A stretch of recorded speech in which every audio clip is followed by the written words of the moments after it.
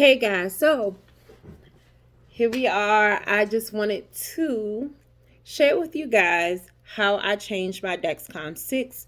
As you guys know, I recently was diagnosed as a diabetic and I received my Dexcom 6 about 2 weeks ago.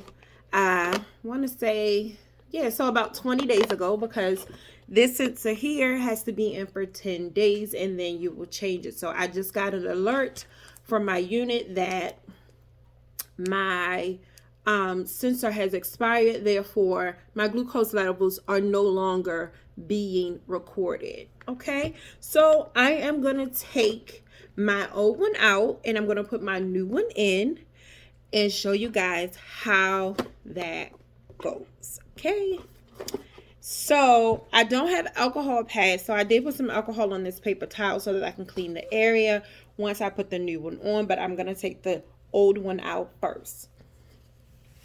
Okay, so this is my Dexcom 6. As you can see, I do have like a nice little bandage around it, just to kind of, I guess, in a way, make it not look so plain.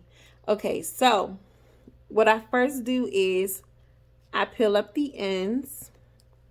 It's just like one big giant band-aid. So I peel up all of the ends. Ow, that hurts. Usually if you put a little bit of alcohol on the end, it won't hurt as much when you're taking it off. But of course, I did not put any alcohol on the end, so therefore it does hurt some.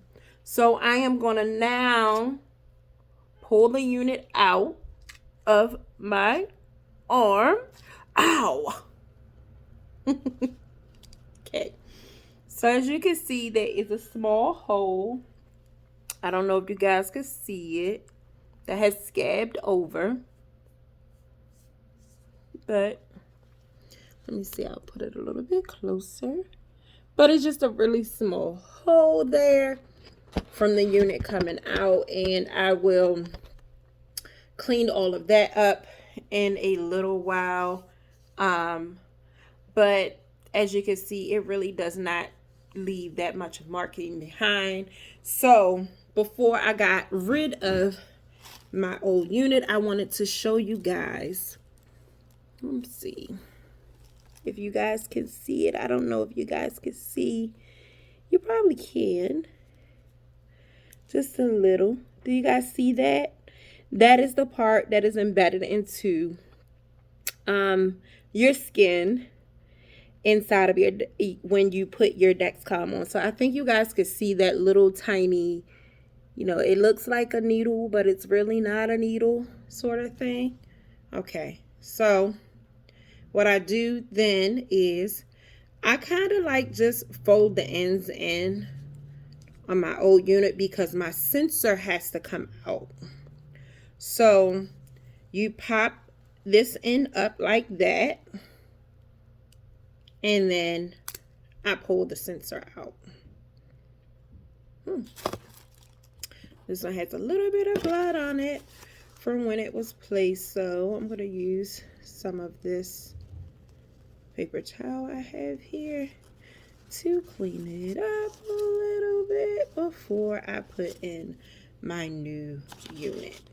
Okay, so I've taken the sensor out, and this portion of it will go into the trash can.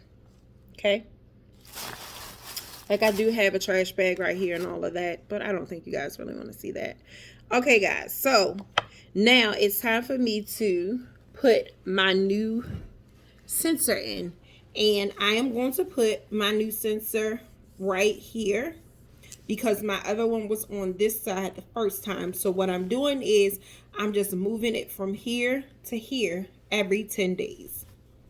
Okay, so let's unpackage the unit. You take your unit out, and as you can see, those are my numbers. And on your It's so funny that you can't put this directly in front of it. Well, you can. So I'll press where it says new sensor. Um, so it says enter code. Most people like to scan a code. I'm not going to scan my code. I'm just going to enter it manually. Okay. So I'm going to enter my code that's on my sensor. And it doesn't have a keypad. I don't know if you guys can see that. It doesn't have a keypad. It just has an up and down for that. So I will enter the new code. Code has been entered and saved. It's going to ask me, is the code correct? So I look at the unit and I look at the code, make sure the codes are correct. I will press yes because the code is correct. It says sensor code successful. Okay. Now it's telling me to insert my sensor, basically insert the sensor into my stomach, and then insert my transmitter. I'm sorry. So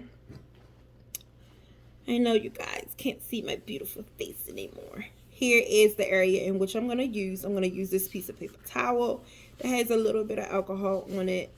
And I'm going to clean the area nice and clean. You know. Okay. And then I am going to take my sensor. I'm going to peel off the papers that are on the outside of it without touching the adhesive, because you don't want to touch the adhesive. Then I am going to place the entire unit on my stomach. I believe it's dry at this point. Press it down. Then you are going to break this part off.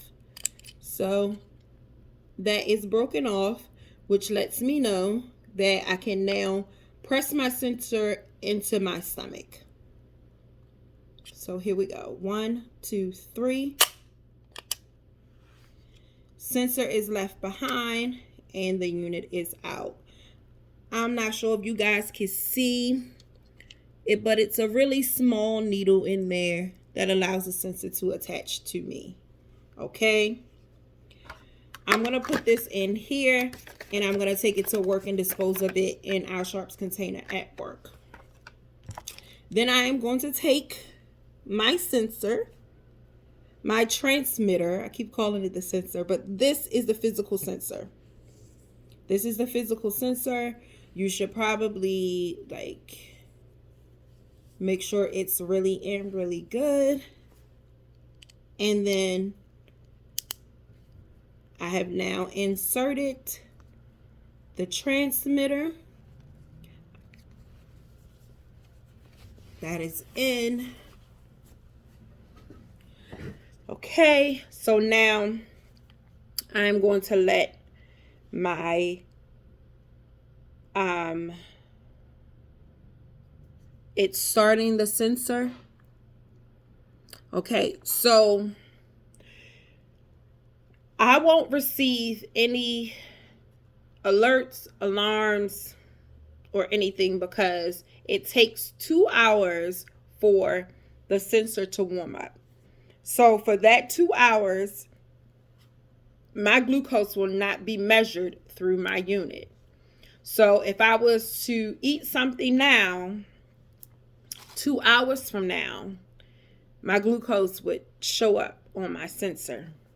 Now, what I want to say, and this is just me, I don't know who else out there uses the Dexcom 6, but I want to say this. During the time where my sensor is warming up and it's reconnecting and doing all of those things, I generally don't eat anything. If I do eat something, I'm very careful to count the carbs of whatever it is that I'm eating, because without my unit being able to tell me what my glucose levels are for 2 hours, if it increases or decreases, I will not know unless I manually poke my finger and take my glucose. Now, I did calibrate my machine, which required me to poke my finger and then put in whatever my glucose was at that moment so it could calibrate the machine, saying, okay, this is what the average glucose is at this time. But the crazy thing is, when I did my calibration, I poked my finger, my glucose was actually that number. So it really didn't make too much of a difference. I